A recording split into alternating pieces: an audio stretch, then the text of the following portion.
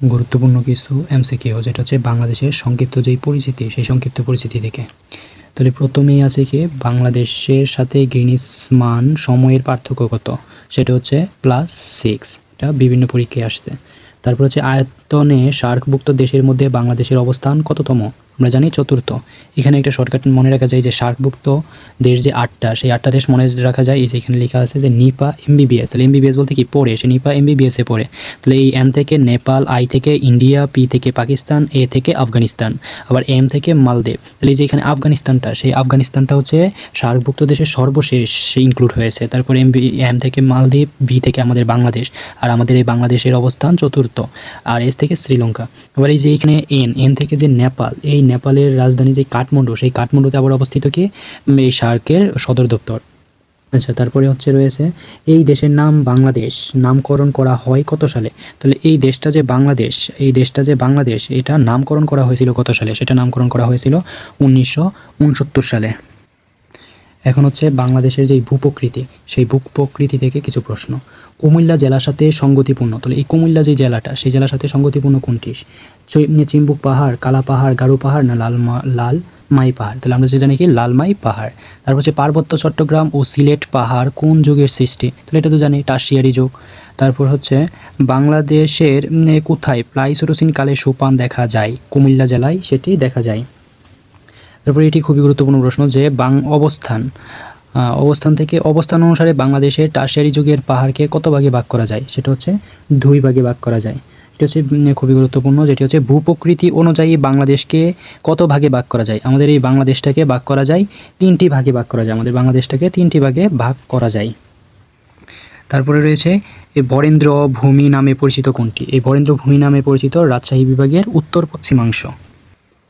এখানে একটি গুরুত্বপূর্ণ প্রশ্নের মধ্যে রয়েছে যে সমুদ্র সমতল হতে দিনাজপুর জেলার গড় উচ্চতা কত মিটার, সেটা হচ্ছে 37.50 মিটার। তারপরে গুলো পড়তে পারো। পরে রয়েছে যে সোয়াস অফ নো গ্রাউন্ড, এই সোয়াস অফ নো গ্রাউন্ড কি?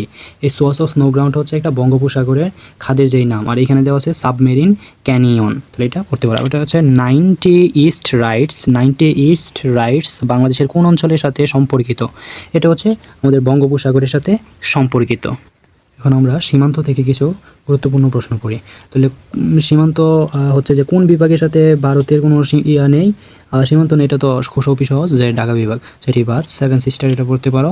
তাছাড়া রয়েছে বাংলাদেশ ভারত ছিটমহল বিনিময় চুক্তি কার্যকর হয় 2015 সালের কোন মাসে, জানুয়ারি, জুন, মার্চ, আগস্ট। তাহলে আমরা জানি কি আগস্ট মাসে সেটা চুক্তি করা হয়েছিল। তারপর মিয়ানমারের সাথে বাংলাদেশের সীমান্ত দৈর্ঘ্য কত? মিয়ানমারের সাথে বাংলাদেশের সীমান্ত দৈর্ঘ্য হচ্ছে 271 কিলোমিটার। এরপরে রয়েছে নিচের কোন জেলার সাথে ভারত এবং মিয়ানমারের সীমান্ত রয়েছে, ভারত এবং মিয়ানমারের সাথে রয়েছে কোনটা? রাঙ্গামাটি, এটা ডিসিউ ঢাকা সেন্ট্রাল ইউনিভার্সিটিতে আসা একটা প্রশ্ন। রয়েছে বাংলাদেশের সাথে ভারতের কতটি প্রদেশে সীমানা রয়েছে, তাহলে এই বাংলাদেশের সাথে কয়টা ভারতের প্রদেশ রয়েছে? 5টে, রয়েছে পশ্চিমবঙ্গ, আসাম, মেঘালয়, ত্রিপুরা, মিজোরাম ইত্যাদি। তাহলে বাংলাদেশের সাথে ভারতের কোন প্রদেশের সীমানা নেই? মণিপুর, বাংলাদেশের সাথে মণিপুরের কোনো সীমানা নেই। বাংলাদেশের পূর্বে ভারতের কোন রাজ্য অবস্থিত, তাহলে বাংলাদেশের যে পূর্বে, সেই পূর্বে হচ্ছে মিজোরাম। আর নিচে একটা প্রশ্ন আছে যেখানে বাংলাদেশের সীমান্তের উত্তরে অবস্থিত কোনটা? পশ্চিমবঙ্গ, মেঘালয় ও আসাম, পশ্চিমবঙ্গ, মেঘালয় ও আসাম। তাছাড়া আবার উপরে যা রয়েছে যে 3 বিঘা করিডোর কোন জেলায় অবস্থিত, তাহলে আমরা জানি 3 বিঘা করিডোর হচ্ছে লালমনিরহাট। বাংলাদেশের সীমানা থেকে ফারাক্কাবাদের দূরত্ব কত? 16.5 কিমি। তারপর রয়েছে বাংলাদেশের সাথে ভারতের সীমানা কত? 4056, তাহলে এই 4156 হচ্ছে ভারতের সাথে সীমানা। এরপর হচ্ছে মিয়ানমারের সাথে যে সীমানাটা, তাহলে এখানে আমরা ক্যালকুলেট করে দেখি যে ভারতের সাথে কত, তাহলে এই যে ভারতের সাথে রয়েছে 4156 বর্গ কিলোমিটার। তাছাড়া মিয়ানমারের সাথে রয়েছে মিয়ানমারের সাথে রয়েছে 271, এবং যে আমাদের সমুদ্র সীমা, সেই সমুদ্র সীমা কত?